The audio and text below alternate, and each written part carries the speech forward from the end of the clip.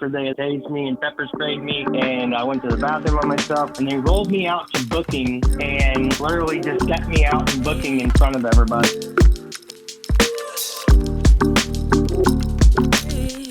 Welcome to More Than an Inmate's Girlfriend. I'm your host, Jay, and we are continuing the conversation this week. What does that mean? If you tuned into last week's episode, you heard from Megan, who was speaking about her loved one and how she was getting harassed by a CO, a guard at the prison. And when she reported it and how inappropriate it was, she was penalized for it. And he was not. In fact, the prison was aware of the relationship for months beforehand, that the guard was dating someone in her loved one's family, and they weren't made aware of it. And then accidentally, she found out, not knowing that he was a guard at the prison. And as a result of that, when they found out, she was penalized for that, which is wild. And some of you might have thought, well, maybe you're exaggerating when the guards, they're not going to do that to him. They're not going to hurt him. They're not going to use excessive force. Unfortunately, I beg to differ. Unfortunately, I think this happens more than is reported. And I think it is increasingly reported. And today, we've actually brought on a guest who has been through it. And this is not alleged. This is documented. And the guard involved, one of the guards involved in his attacks, multiple attacks, received prison time for it. Was it a suitable prison time? Absolutely not. But regardless, there was some reprieve from what happened, which so rarely happens. And that is why this topic of conversation is important, because Nebraska knew that this guard was dating someone associated with a loved one who was in the same prison and was in the hole and was limited access and had been in that hole for almost a decade. And they allowed that guard to stay there. And then once she reported harassment because the guard started harassing her, is when Megan got pulled even further apart from her loved one who was in the hole. That is scary. That is unacceptable. And that is why we needed to share Megan's story last week. And that is why this week I'm sharing this specific story so that people understand the realities of it. You are giving people, often with limited education, power over others. And that type of power can be mishandled and can be dangerous and can lead to lives being lost. Erik was a lucky one in that he survived. But when you hear his story, it's disgusting. And it makes you wonder where our humanity is. When it comes to our humanity, tomorrow is April 30th, which is the scheduled execution date for someone who's incarcerated under the felony murder law in Texas. His name is Jason Brodnicks. He's 37, I believe, right now. He's scheduled to be executed today when you're listening to this, April 30th, at 37, under the felony murder law, in which he was not the one responsible for the unaliving of someone else. The person who is responsible, documented DNA evidence responsible, has spoken out and said it was me. It wasn't him. It wasn't even his idea to do the robbery. It was mine. That person is serving a life sentence. Jason was given death. And Jason is scheduled to be executed today, as you listen, unless the governor intervenes. If Nick was in the state of Texas, he could very well be under the same situation. It was only a couple years before Nick was arrested that Jason was. However, if Nick was in a different place like Washington or California or Connecticut, he'd likely be free today. Just goes to show what different states do to their own and the extremes. It makes you wonder how a board of pardons could pass up Jason's case when it's so evident that this is wrong. My heart goes out to his family, his friends, the people in his unit that have grown to love him. I pray that during the listening of this episode, when you are listening to it, the governor has intervened and given him a life sentence or delayed it for whatever reason, because it's just not right. And I think that if Jason were to be executed today, it would very much be blood on the state's hands. It's not okay for us to be doing that to someone who never took anyone's life. So please send a prayer out for Jason Brodniks and pray that by the time you hear this, that there's a difference, because it just breaks my heart. Anyways, back to the episode. Erik has graciously given me 2 episodes. So this week's episode is going to be on Erik and his situation and what happened to him and the violence that he was subjected to. Next week, we will speak about his loved one. So Erik is also a prison husband, which is the first person I've interviewed who is a prison husband. And he wanted to come on and talk a little bit more about prison for women and what the realities are and what his loved one is going through. So that'll be next week's episode. As usual, if you are looking to get a free gift catalog, Mother's Day is coming up, so I urge you to send it ASAP. The request, go to morethaninmatesgirlfriend.com and click on Get a Catalog, and then you enter in your email and their mailing address, so your loved one who's incarcerated's mailing address, and then we will send them a free catalog so they can order gifts for you for Mother's Day, for anything, for whatever you want. And yeah, if you want to follow us on social media, and if you are enjoying these episodes, there are more than 60 of them, please hit that follow button. Our social media, Facebook, More Than Inmates Girlfriend, Instagram, podcast_PrisonGF. We are still trying to get those numbers up from when we lost it, so please hit that follow button for us. We appreciate it. And TikTok at More Than Inmates GF. That's pretty much it. Thank you so much for tuning in. Thank you for listening to the story. And thank Erik for sharing this story. All of his information and his wife's information is in the show notes if you want to help out and follow with them. But these next 2 episodes are their story. I hope you enjoy it. Take care, guys. Bye.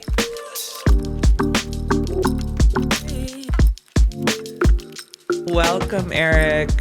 So can you talk about yourself before all of this happened? Because you had a whole life going before addiction took hold of you. Yeah, so first off, my name is Erik, and I'm from Indiana, and I was a good student in high school and college. I graduated sigma cum laude at undergrad. I was coaching basketball at the high school level. I ended up going to University of Tennessee to work with the Lady Volunteer basketball team.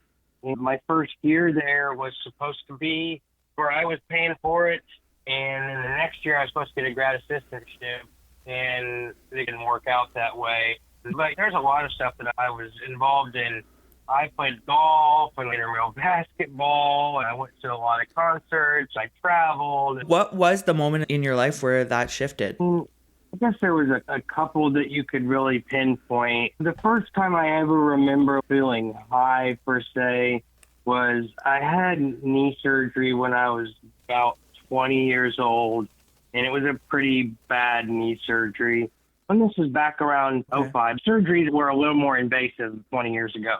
Yeah. And they gave you pain pills, no problem back then. So anyway, they gave me Percocet, and there were times where I didn't need them per se whenever I was recovering, and so I wouldn't use them, and I put them back.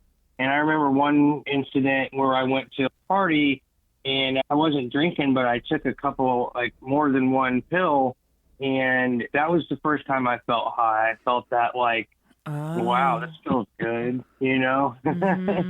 But I didn't necessarily chase it right away after that. It took me losing out on that grad assistantship in Tennessee that I was counting on. That hit me pretty hard, and at the time I was dating a girl that was older than me, like 6 or 7 years older than me, and she's actually a widow. Her husband had died in the service. She got me into drugs pretty heavily, opiates and cocaine, and got me into using with intravenous, and that was when it really changed, for sure. Wow, that's crazy to think that happened. You know what's crazy is, like, I drank, partied a little bit in high school, college and stuff, but nothing where you would have thought this was in the cards. started dating her, was she already using intravenous?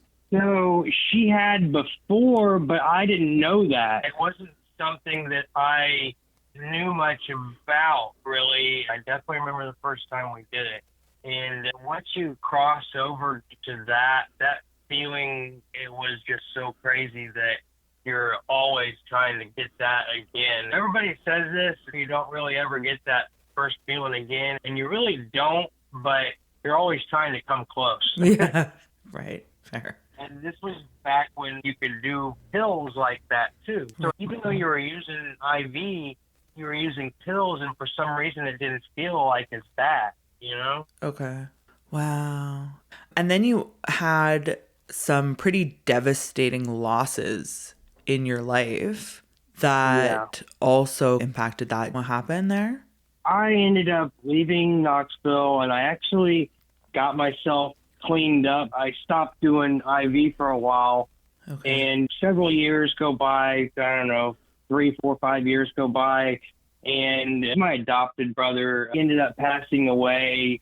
And man, Jory, it's been 15 years, I believe, now. Wow. And when that happened, we did everything together. We were constantly together. And that hit me really hard. And I had a really good friend at the time to kind of lean on. And a year later, he passed away actually on my birthday. Wow. He texted me the night of my birthday, and he says, "Happy birthday," because we were living in different towns, but we still got together a lot. And he texted me happy birthday, and 2 days go by, and my boss that I was working with called me after I'd gone home that day, and he worked at the same company but a different city. And she called me. She's like, "Hey, did you hear what happened to John?" And I'm like, "What did he do? You know, thinking he did something stupid, funny or something." And she was like, No, he's gone." And I'm like, "What?" And yeah, it just smacked me in the face. Like, it was so crazy. And they both used at home by themselves. And one of them ended up asphyxiating, like he fell backwards on his back and needed to get sick. Yeah. And he asphyxiated. Yeah. And John, my best friend, he was diabetic, and he had just learned he was diabetic a couple months before that, and he wasn't taking care of it really well. And between that and using, he slipped into a diabetic coma and never came out. Oh, gosh. Yeah. That is so sad. I'm so sorry. It was very, very difficult, and it really hit me very hard, and it made me give up on things. Yeah. So what do you mean by giving up? How did your life change after that?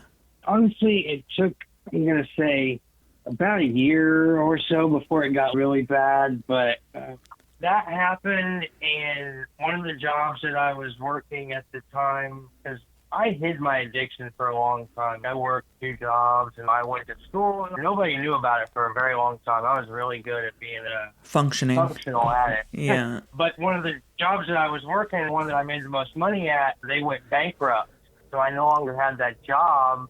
I was unemployed, and I basically had enough people that wanted to do drugs, basically, and I had enough to pay for mine from these other people. And at the time, I didn't see it as selling them, but that's basically what I was doing. And I gave up on a regular job because I just didn't see any point in it anymore. It just hit me real bad. And I'll tell a real quick story. Yeah. When my brother died, and the last time I talked to him, we were at my parents' house. My parents went out of town, and we were watching the house, and he was notorious for destroying their house. He'd get drunk and destroy their house when they're gone. He would drink their booze. He would destroy their kitchen because he would cook a bunch of crap and leave it everywhere. And then he'd leave the back door wide open, and there'd be bugs and all sorts of crap in the house. Oh. And they were getting ready to sell it. If you've ever sold a house, you realize how much upkeep it takes. Yeah. And he did all 3 of them after I was like, "You can't do any of these things." And he did all 3 of them.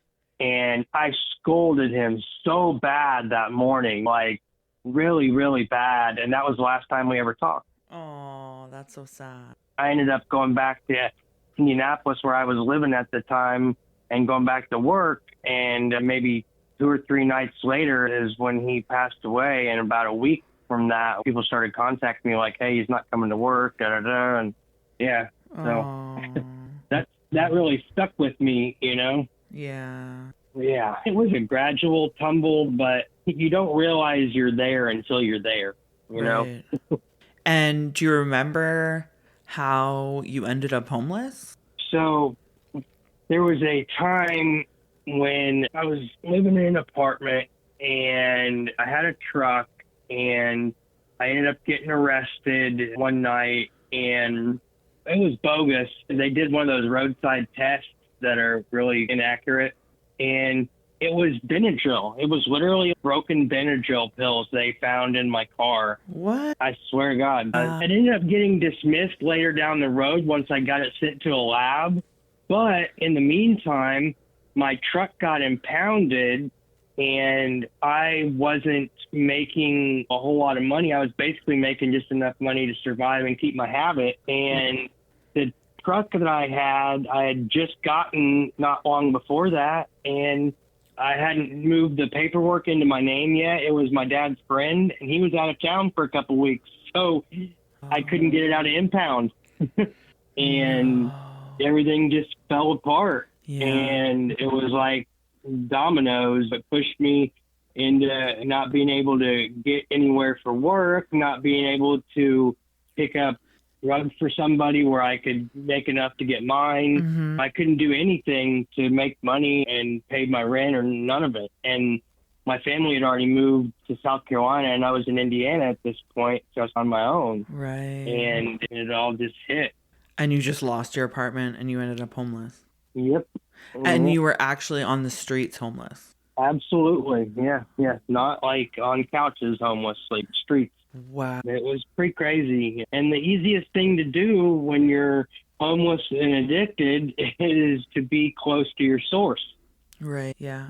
So I stayed on the west side of Indianapolis and was always around where I needed to be. And it turned into a survival kind of thing, just getting by each day. Occasionally you'd get a hotel if you made enough money, panhandling or whatever you did for money. There was a group of us, and are you familiar with the word boosting? No. So I was never much of a thief. I always paid for my own stuff, and I didn't ever steal from my friends or anything like that, but got into like boosting things from stores. You get dealers that would give you a list, and you would go get that list, or you would just go get whatever you could, and then being on the street in a big city, you could always find people to buy it at 50%. Whoa. Yeah, it's just pretty crazy. Probably one of the crazier things that we did was home improvement stores. You know those like flatbed carts they have at home improvement stores? Yeah. We'd just load it up with stuff and walk right out the front door. Right. I've heard of this. Yeah, it's wild. The things you do that you don't think are crazy while you're doing them, while you're in that addiction. Yeah. If you enjoy hearing stories about other people's prison relationships, why not try finding one for yourself? Penpals.buzz lists thousands of male and female prisoners, and you can search by age, type of crime, ethnicity, religion, or practically anything else to find your perfect person behind bars. So take the plunge. Instead of just listening to stories, why not become the story? At penpals.buzz. So you mentioned a little bit about that arrest that got dismissed that literally was the demise and made you homeless. Yeah. Other than that, do you have a lot of experiences with incarceration up until that point? Up until that point, I had one other time. It was a DUI, but I went through a drug court program and got all of that dismissed. So I had nothing on my record at that point until that came up. Wow. So what happened to get you arrested that day that led you down this path? Yeah. So I'd been living homeless, and my niece was being born in South Carolina, and I used that to get out of town for a while. I was going to come down to South Carolina, and I had just gotten my stimulus check. It was COVID, you know? Yeah. Okay. Yeah. And stimulus checks for addicts were bad. Yeah. So I loaded up and went on my way. I had gotten another vehicle by that point because it was about a year later, but I was like living out of that vehicle because I was fully involved in my addiction at that point. And anyway, so I'm on my way. I go through Kentucky. I stopped to take a nap because I had left at a weird hour. Okay. And I end up waking up to somebody knocking on my window. Right. And you can imagine who that might be, right? Yeah. So I don't know if somebody called them or something. I don't even remember why, but they found the stuff in my car, and I was somewhere I had never been before. I didn't know anybody. Yeah. So before, when I'd gone to jail, it'd been places where I lived at or near, so I could get a hold of people to maybe bring me money for commissary or bail me out. But this was somewhere I'd never been, and I didn't know anybody, and they arrested me, and they enhanced the charges too, and they put me in jail. And was it a small town? Or were you in a city? It was kind of small. Okay. It was a smaller town outside of Lexington, like on the outskirts. Most towns in Kentucky are small. Right. It was definitely not a big town, I would say. And when I got there, I had good money still because of my stimulus and because I got them all at the same time. And I was teaching. I had got a job, but with COVID, they shut the schools down. So I got a big unemployment check. Okay. And so I had good money. And if my bond would have been decent, I could have got out. But it wasn't. So I don't know what the normal process is actually, now that we're talking about it, but you get arrested, they bring you to the station, and then what happens? Well, here's where it gets hairy. Yeah. They brought me in, and especially during COVID, things were a little different. I had been arrested before, obviously, so I knew how things went, but it went so different this time. So they bring you in, and in booking, they had a handful of cells that they kept people in for 3 days while your test was being tested. It was before they came up with the instant test. Okay. And they had to wait a few days for your results to come back. Okay. And so after 3 days of being there, the nurse cleared me for population, but they, for some reason, never took me. And you go to booking, and a magistrate checks you in. Basically, you talk to them about what happened. You give them your information, and you get an initial hearing, and they give you a bond or they don't give you a bond. And my initial bond for what was just really drug possession was $50,000. Oh, wow. And yeah, with no 10% or anything. Oh. So, yeah, I wasn't going anywhere. And that must have been so scary.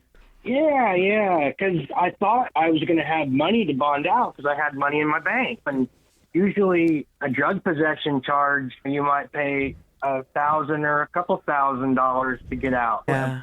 But they enhanced it to trafficking. And it was your first. And yeah. Wow. Yep. Yeah, they enhanced it, and I got one call as soon as I got there. And I called my folks and told them to get on this. But once they put me in that cell, it was probably another 11 or 12 days before I got another phone call. Wow. It was pretty crazy, and this is where it gets serious. They had me in a cell with no camera in it.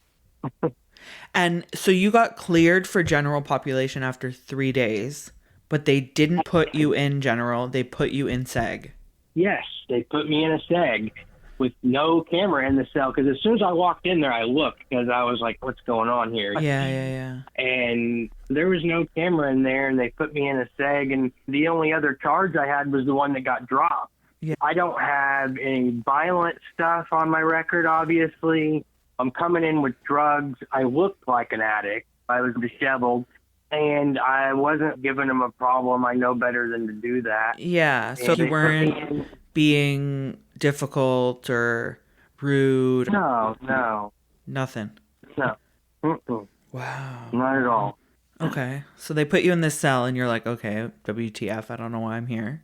Right, exactly. And so I would continually ask for a call, and I think they got annoyed with me for that Yeah. because what started to happen was they would come in and like every other day. They didn't do it every day, but about every other day they would come in, and sometimes it was one, sometimes it was two, and if I was asleep, I would wake up to one of their steel toes in my spine. Whoa. And yeah, no provocation or anything. They would do that every couple of days, and like I said, sometimes it was just one of them, sometimes it was two. They'd come in and just pick me, and it might be 3 or 4 or 5 times. Sometimes it might be more than that. And then about every third day, I lost track of days because I was delirious, to be honest with you. Yeah. Because for one, I was coming off of drugs, and two, I was obviously getting beat up. Yeah. And about every third day, they would act like they were going to get me out for a shower. So I would stand up to come out, and then I don't know if they just were doing this for fun. It's crazy because I have no idea to this day why they did any of this. And I know that sounds crazy, Yeah. but I have no idea. And so anyway, I'd try to come out for that shower, and they would like bum rush me, and I got tased and pepper sprayed. And one of those times I was withdrawing from opiates, and when you're withdrawing from opiates, your insides are not real good. Okay. And I got tased and tackled, and I went to the bathroom on myself. Wow. Have you ever heard of the restraint chair? No. No. It's like a chair that they can put you in, and they can cuff your feet down below, and it like leans you back, and they can like cuff your hands behind you on this chair and roll it. It's got wheels. Okay. And they put me on the restraint chair after they tased me and pepper sprayed me, and I went to the bathroom on myself, and they rolled me out to booking and literally just set me out in booking in front of everybody like that. Oh my. Yeah. Just humiliated you. Yeah. And I don't know if it was just for fun or Well, did they say why. anything? Not particularly. I had one dude that would come in, and he said, "You're my bitch, boy," and because they're like backwoods Kentucky. Yeah. And I'm not a real big guy. I wouldn't call myself a quote wuss either, but I'm not going to throw down with a guard when there's however many of them there. It's not going to turn out good for me. No. And you're withdrawing. Right, and I'm withdrawing too, so I'm just not in the position, and I don't have the strength to do anything. Did you see medical at any point? A couple times the nurse came through and didn't really do anything. Wow. Did you complain? Did you tell her? So I was like scared to be honest. I told her that I was hurting, but I was scared to tell her exactly what was going on, because she would ask, obviously, why did this hurt or why did that hurt? And being honest, I was afraid to tell somebody at that point. Right. Wow. So how long did this go on before it got really bad? A little over 2 weeks, maybe, I think 17 days.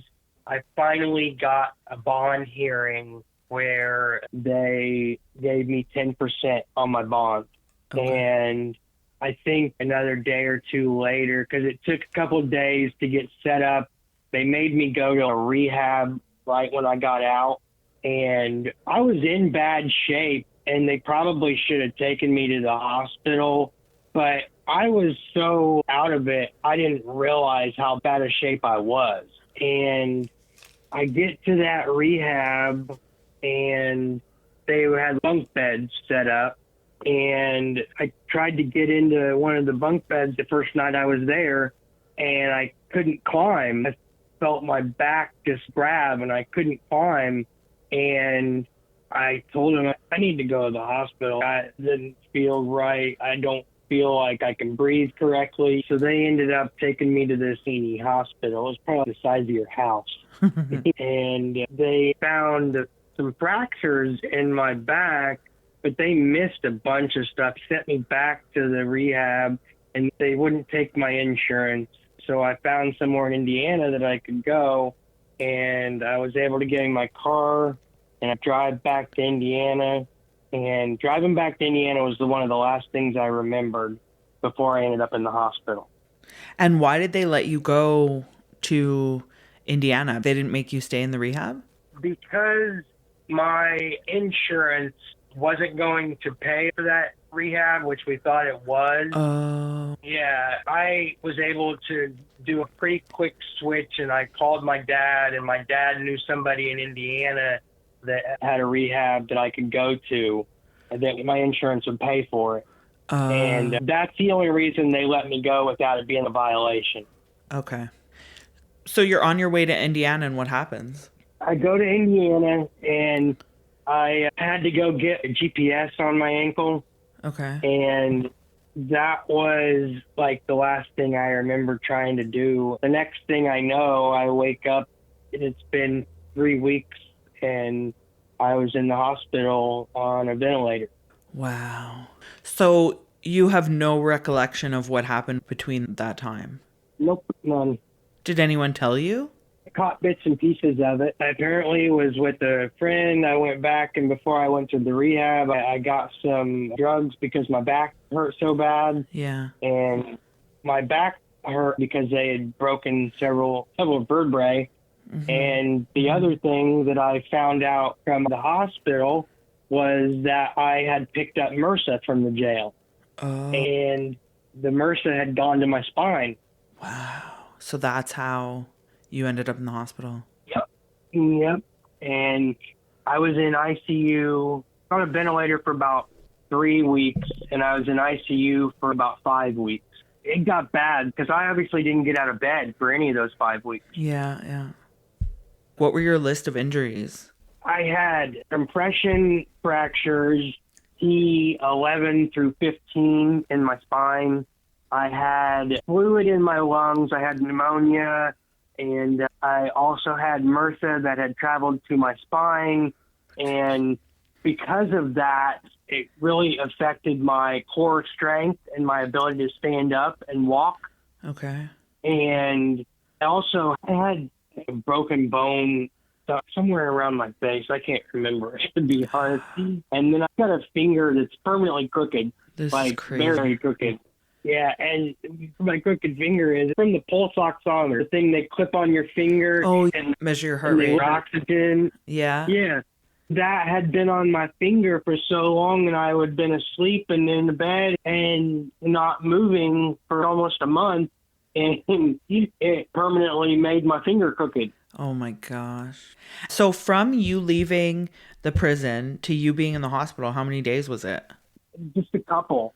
Okay. Just a couple. And your family at this point, did they know what happened? No. My mom and dad did not get any kind of update on anything. I don't even remember how they found out, to be honest with you. Okay. But from what I remember, I think that I was in the hospital for over a week before they found out. Somebody, I think, eventually found an emergency contact for me somehow. Yeah. And was able to get a hold of them, but they had no idea for a little while. Wow. That's so scary. Mm-hmm. And did you report it to the police? So I did, but it took a little bit. Some of the other things that I heard while I was in there were pretty messed up. There was a shower cell directly across the hall, and some pretty messed up stuff was going on over there. And so the stuff that happened to me, it took me a little bit to be okay with talking about it. But I did eventually tell the police. I think I talked to a Kentucky State police person, and eventually I had an FBI person call me. Oh. Out of nowhere. Yeah. One of the guards actually ended up going to prison for a couple of years over this. And was it just you, or did other people report it as well? Yeah, there were other people that reportedly had this happen to them as well. Wow. I didn't know it until afterwards, obviously, because I was in a cell of my own being beat. But apparently this was happening to other people. The biggest thing that was crappy for me was I didn't get any kind of compensation out of it. Yeah. And I ended up with a lifelong disability out of it, too. Right. So tell me about that physically. What are you still dealing with? My back, there's still a lot of things that I can't do. I can't lift things like I used to be able to. I also ended up with a large wound on my leg that won't go away because from that time there was an infection that traveled to my lower leg bone, my tibia, and it's osteomyelitis is what they call it, chronic osteomyelitis. It will not go away. I've been on antibiotics for like 5 years now. Wow. I pretty much have a hole in my lower right leg consistently. Since that happened. And yeah. Wow. Yeah. Unreal. And then I can't even imagine the mental toll. Oh, PTSD is really bad from it, for sure. Yeah. It sounds really crazy. I have an issue with showering. Don't get me wrong, I take showers. But mentally preparing myself to go shower, even though I'm at my own home now, Yeah. it's very difficult. Wow. Because every time they would come get me to go shower, they would then tackle me and tase me and pepper spray me and beat me, and it really like sinks into your head that this is what's going to happen when you're going to shower. Wow. So I do have PTSD from that for sure. That's so sad. I can't even grasp how this happened and why this would happen and how people could do this to someone for no reason. Don't understand it either. And the fact that it was only one officer that went to prison? One went to prison in the end. And what's crazy is I had to go back later for a probation violation of that same jail. Okay. And as soon as I got there, I saw one of the other ones that was mainly involved in it. And he put me in a shower cell as soon as I got there and locked me in there.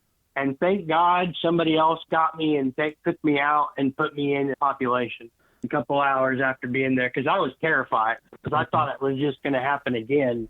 Fortunately, it did not. And now I've actually heard that guy ended up getting suspended for something else. I don't know what it was, but he got suspended based on some kind of investigation, and I don't know whatever came of it. Okay. And is the officer that went to prison still in prison?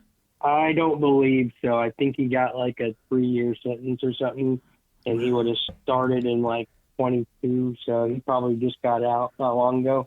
Wow. That's scary. Mm-hmm. I am so sorry that you went through that. What an experience out of nothing. Yeah, it was brutal. It's crazy. It was majorly brutal. And to not be a violent inmate or be there on a child charge or something, like... Exactly. And even when I was telling my husband, he was like, why would they do that? I'm like, I don't know. He's like, did he do anything? Does he have secret charges? And I'm like, no, he didn't. And he's like, this is wild. I'm like, yeah, but that's the reality, is that when there's that power tripping ability, and in this case, they looked like they were running the jail, and you said there was other people that were involved. So this was a thing that they were doing and taking joy out of hurting people. Yeah. But I don't know how they picked who they would do this to. But I know that I was in a place where I didn't know anybody. Exactly. I had no family nearby. I had no friends nearby. And they knew that. Yeah. I'm wondering if it's foreigners. If they're like, oh, you're coming to sell drugs to our kids or something. Like, is that how they're justifying it? That's possible. I never thought of it that way, to be honest with you. But that's a possibility that they used that as their justification. To hurt you. Yeah. Since all of this happened, how has that changed your perspective on life, on people, on everything? Oh, man. It definitely made me realize that I couldn't keep living the way that I was. Yeah. The addict lifestyle was exhausting in every aspect. And I wanted no reason to ever put myself in that situation again to where that could happen. But you do lose some trust in humanity. Yeah. but it makes you want to fight for other people that are on the inside, because it made me see, not that I ever looked at incarcerated folks as bad people or anything. I never had that look, but it was indifferent to me before then. Yeah. You know what I mean? Yeah. Then after that, it gave me like, I want to fight for these people. I want to do something to help them. Yeah. And that has led me to my wife, and it changed my life entirely. It changed your path and you realized your passion, just like I did, about Yeah, what's actually happening. And once you learn, you can't unlearn it. that's exactly it. And Yeah. you also come from a background where you're educated and you have a lot of knowledge and can apply it. Whereas a lot of people that end up incarcerated didn't have lives Right. where they were able to get that education. So you can help in a lot of ways. And especially with this Absolutely. experience, I speaking agree. out. Even though addiction touches everybody, Yeah. you don't all the time come across people that came from a good family. Exactly. When I was younger, we were poor, but my parents were always good to me. Yeah. We had a good family. And I can't say that I ever absolutely needed something and didn't have it. Yeah. Yeah. My wife, on the other hand, the other side of the tracks. Exactly. I was able to go to college and get an education, and you don't find people with the masters that went from working with a prestige basketball team Yeah. to homeless to jail. It's not something that happens every day. But like you said, once I saw it, I couldn't unsee it. Okay. Before we get into Tara and how you met her, I want to touch base on your sobriety. Is this what got you sober? Because to me, it would just spiral down into worse addiction. It was a little of both. Yeah. So Okay. it wasn't right away. Okay. It didn't happen right away. It took about another, 8 months to a year before I was like, you know what? I'm tired of this shit. Because there was a couple of times where I ended up back in the hospital for a month or 2 months out of that year. It was crazy. In a 2-year span, I probably was in the hospital for 8 months. They weren't consecutive, but the last time I was in the hospital, I was there for a long stay. I got out and I called my parents, and I had been clean because I had been at the hospital for however long. Yeah. And they had started me on methadone in there. And so I got out of the hospital, and I didn't have an apartment. I didn't really have anywhere to stay. I went to a hotel for a little bit, but I called my folks, and I was like, hey, can I come down there and just start over? Yeah. And they're like, as long as you can keep yourself together and you're not going to use in our house and we don't have to worry about that kind of stuff, yeah, you can come down here. And so I came down here to South Carolina from Indiana, and I was clean. So it was May 21st, 2021 when I got to South Carolina, and I was clean for the first couple years of that, Okay. but I wouldn't say I was living yet. Yeah. Yeah. Yeah. I knew to be able to actually live the life I wanted to live, I had several charges that weren't finished, and I was going to have to clean those up. They were minor stuff, like I got caught with a syringe or something like that. Yeah. But I was going to have to clean those up. And I apparently had a warrant from that same jail. They had issued a warrant because I had not kept up with them. And I ended up having a violation. And I was clean. And I went back, which, like I told you, was real scary. Yeah. But when I went back and I was in population, and at this jail I was in a pod with about 12 guys. Okay. But you never get out of there. You never get out. It's not like prison where it's free movement. Yeah. And I would use any opportunity I could to get out of the cell. And a couple of times a week, you could go to church. So I went to church. Oh. And that's probably one of the biggest things besides my wife that had the biggest change on my life was going to church and hearing some of the things I heard at church. And that helped you in your sobriety? Oh, absolutely. Really? So I was sober before that, Yeah. but I didn't have a purpose yet. I was still getting myself put back together. And something that the chaplain said in church, his name was Walter, and I'll never forget it. He basically said that we were princes. And I can't even remember the Bible verse, but it was something that basically said that the men were princes and the women were princesses and something like that. And it was like, are you living like a prince? And I'm like, no. And he's like, well, step up and claim it, man. Act like it, you know? Mm-hmm. And it just changed the way that I looked at things. So once I finally had some clean time behind me, I had a little bit of inspiration. It really made me want to start helping folks on the inside and be an advocate. But I didn't really know where to start. Yeah. So how'd you start? There was an organization that was with us in the couple of those church sessions, and they had ways to reach out to other prisons and things in Kentucky. And I ended up essentially tripping across my wife's picture in one of their publications. And I was like, I don't know, something just jumped out at me with her.